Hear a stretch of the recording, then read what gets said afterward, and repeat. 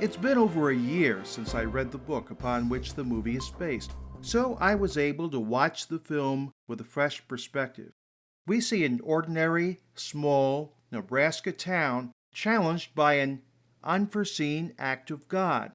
At first, it could almost be dismissed, but not so by the end of the movie.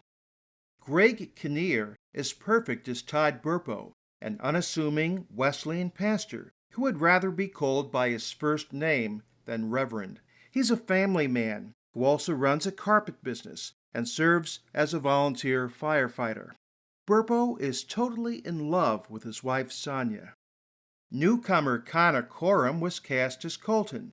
He totally captures the innocent faith of Burpo's son in the book. Everyday life was shattered when Colton's appendix burst. Todd retreats to the hospital chapel and shouts at God, "Don't you take my son!"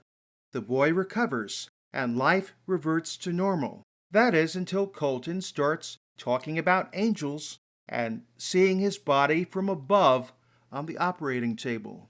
He even tells his dad he saw him yell at God. Burpo has a crisis of faith, saying, "We ask these kids to believe this stuff, and I don't know if I believe it myself." Over time, he becomes more convinced of Colton's experience as the boy shares details he has no natural way of knowing.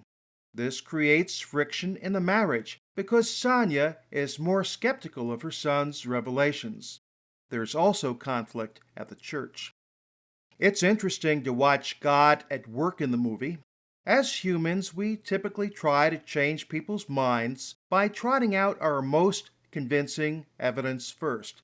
But the Lord, it seems, may choose to act more like an orchestra conductor, guiding the symphony to its climax.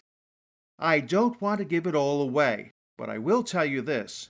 God's dealings with Colton were verified by a comparable miracle in the life of a Lithuanian girl.